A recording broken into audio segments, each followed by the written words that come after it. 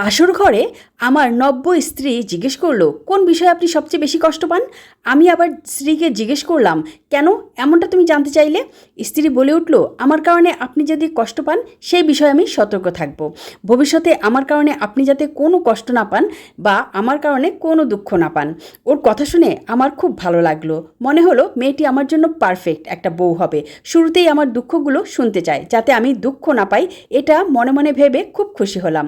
পরবর্তীতে আমি ভঙ্গিমা না রেখে তাকে সরাসরি বললাম, আমার মা যদি কোনো কারণে কষ্ট পায় বা কেউ কষ্ট দেয় তাহলে আমি সবচেয়ে বেশি কষ্ট পাই।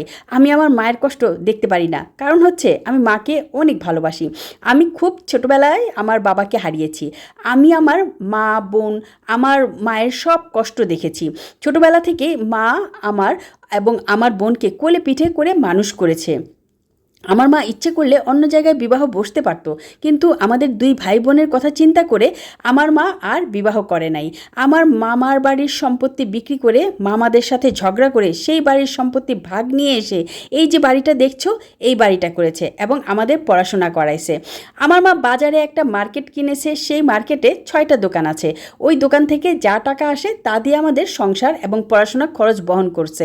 কিন্তু কোনো এক দুর্ভাগ্যবশত কারণে আমাদের মার্কেটটা আগুনে পুড়ে গেছে। পরবর্তীতে এখন ওই জায়গাটা খালি পড়ে আছে, নতুন করে উঠানোর সামর্থ্য নাই। আমি প্রাইভেট কোম্পানিতে জব করি, বর্তমানে সংসারটা চালাচ্ছি। আর আমার ছোট বোন বিয়েতে অনেক টাকা খরচ হয়েছে, সেগুলো কিছু ধার করেছি এবং কিছু দিয়েছি। আর আমার মায়ের কাছে কিছু যা ছিল সেগুলোও দিয়েছে। এই কারণে এই পৃথিবীতে সবচেয়ে বেশি আমি ভালোবাসি আমার মাকে। এই হচ্ছে আমার মায়ের ভালোবাসার কারণ। আমার স্ত্রী বলে উঠল, ও আচ্ছা, বুঝতে পেরেছি, ঠিক আছে, তাহলে আপনার মাকে জীবনেও কষ্ট দিব না, কোনো সময় আমার কারণে যাতে কষ্ট না পায় সেই দিকে আমি অবশ্যই খেয়াল রাখব। বাসর রাতে আপনার সাথে ওয়াদাবদ্ধ হলাম। আমার স্ত্রীর এমন কথা শুনে আমি খুব খুশি হলাম। আমার আর রাইসার সাথে পারিবারিকভাবেই বিয়ে হয়, আর সেই বিয়ের আজ বাসর ঘর। এরপর আমাদের দুজনের আরও অনেক কথা হয়, আমরা দুজনাকে পরিচিত হলাম।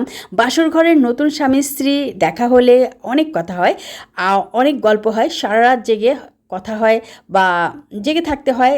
আমার আর রাইসার মধ্যে ঠিক তাই হলো। ভিডিও ব্লগার আমি দুজনে অনেক গল্প করলাম সেদিন। আর আমাদের মধ্যে কোনো শারীরিক সম্পর্ক হয় নাই। এটা 98 সালের কথা। ফজরের নামাজ পড়ে আমরা ঘুমিয়ে গেছি। আমি একটা প্রাইভেট কোম্পানিতে জব করি, সেই সুবাদে আমি ঢাকা থাকি। আমাদের দেশের বাড়ি কুষ্টিয়া কুমারখালী। সেখান থেকে আমি প্রতি মাসেই বাড়ি যাই এবং আবার 3-4 দিন থেকে চাকরিতে জয়েন দিতাম। আমার বেতন তৎকালীন সময়ে 6,000 টাকার মতো ছিল। এরপর আমাদের জীবনটা খুব ভালোই চলছিল। আমি বাড়িতে যেতাম, আমার বউ খুব খুশি থাকতো। মাঝে মাঝে চিঠি দিতাম, আমাদের ভেতরে অনেক চিঠি আদান প্রদান হতো।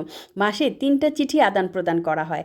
আমার বউ সবসময় আমার জন্য অধীর আগ্রহে বসে থাকতো, আমার জন্য খুব খুব অপেক্ষা করত, আমার চিঠির জন্য অপেক্ষা করত। আমি যখন বাড়ি যেতাম তখনও খুব খুশি হতো। আর এই ছিল আমাদের সংসারের শুরুটা, আর বাকিটা পরবর্তী গল্প।